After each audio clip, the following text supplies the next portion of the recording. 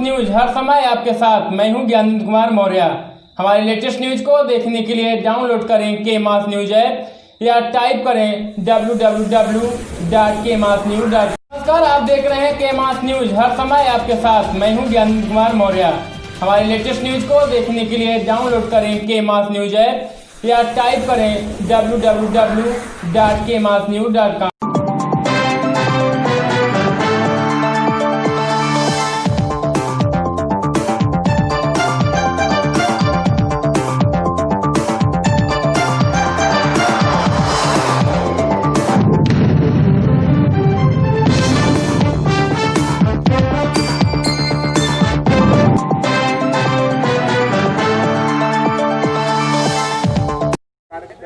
राघव शर्मा आज रहे हैं 12 सेक्टर डीसी ऑफिस के बाहर। यहाँ पर किसानों ने अपना समर्थन दिया आए हैं। जैसे कि आप जानते हैं, ये किसान काफ़ी टाइम से यहाँ पर अपने मुआवजे के लिए बैठे हुए हैं। इन्हें अभी तक इनका मुआवजा नहीं दिया गया है। आइए इनसे बातचीत करते हैं।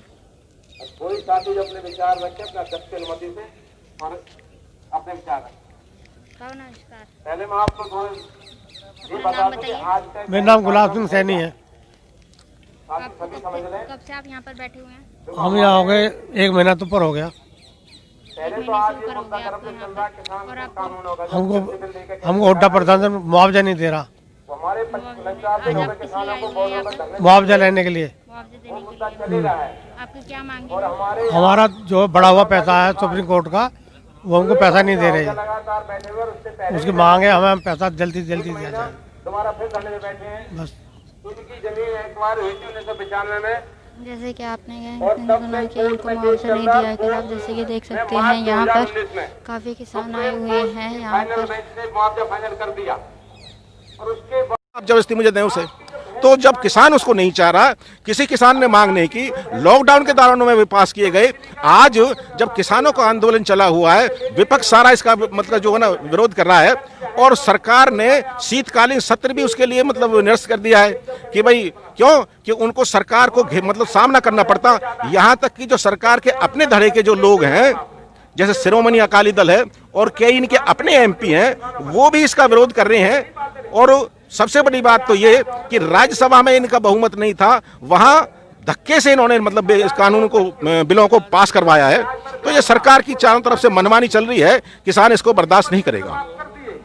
लेकिन किसानों का एक टन माफ नहीं किया पैसा, तो ये जैसे कि सभी सरकार के लिए क्रोध भरा हुआ है। जैसे कि सभी किसानों के लिए सरकार सभी कहते हैं कि इस किसानों के कहने पर ये काला कानून वापस ले लिया जाए।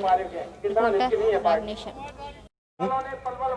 और आज हमारे जो मुद्दे हैं वो 3 मुद्दे हैं। पहले तो जो केंद्र की सरकार 3 कृषि कानून लेकर आई है, उनको निरस्त करवाने की बात है। दूसरा, जो अजरौंदा और दौलताबाद के किसान अपने बढ़े हुए मुआवजे को लेकर यहाँ धरने पर बैठे हुए हैं और सुप्रीम कोर्ट के आदेश की अवहेलना सरकार खुद कर रही है, क्योंकि मार्च 2019 में सरकार ने कि उसने सुप्रीम कोर्ट ने ये ऑर्डर कर दिए थे कि इनको बढ़ा हुआ मुआवजा दिया जाए, लेकिन आज तक भी सरकार ने उसका भुगतान नहीं किया है। तीसरा, रेलवे फ्रेट कॉरिडोर का जो किसानों का जो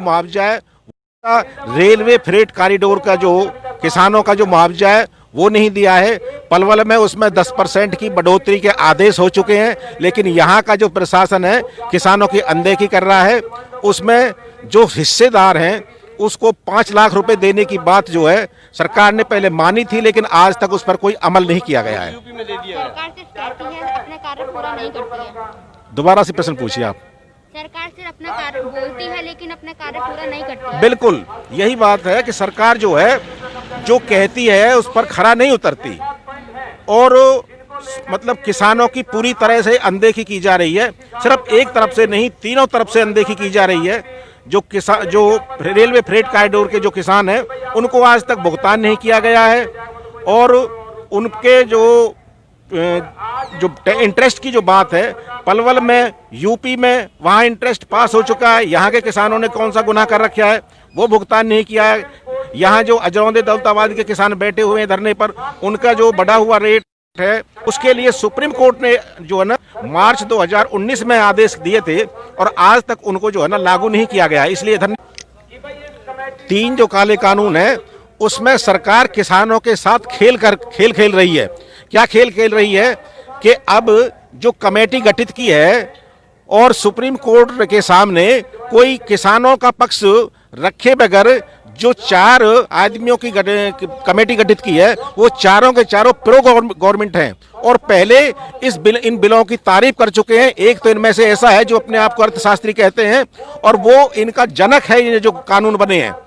तो ये कानून जब किसान इनके लिए इनको नहीं चाह रहा है तो सरकार इनको उनके ऊपर क्यों थोप रही है। और आज जो कमेटी गठित की है अगर वो निष्पक्ष कमेटी होती, किसानों का भी पक्ष उसमें बराबर होता तो शायद किसान उस बात को मानते। लेकिन किसानों का तो एक मांग है, वो कह रहे हैं कि हमने इनकी मांग नहीं की। लॉकडाउन के दौरान में सरकार ने जबरदस्ती किसानों के ऊपर इनको थोप दिया, इनको हर हालत में निरस्त किया जाए। अभी और बता सकते हैं कि 3 कानून क्या है? 3 जो कानून है वो पहला जो कानून है उसके लिए सरकार कहती है कि हमने किसानों को एक प्रिविलेज दे दी, एक फायदा दे दिया कि वो जो सरकारी एपीएमसी एक्ट के तहत जो मंडियां हैं उसमें अनाज बेचें, चाहे उससे बाहर जो प्राइवेट मंडी है उसमें वो बेचें। लेकिन आप देखिए कि जो प्राइवेट मंडी है कुछ टाइम के लिए तो भले ही वो किसानों को ज्यादा भुगतान कर दे, लेकिन जब जो सरकारी मंडियां हैं वो खत्म हो जाएंगी और उनका कॉम्पिटिटिव खत्म हो जाएगा, कंपटीशन में नहीं रहेगा, तो वो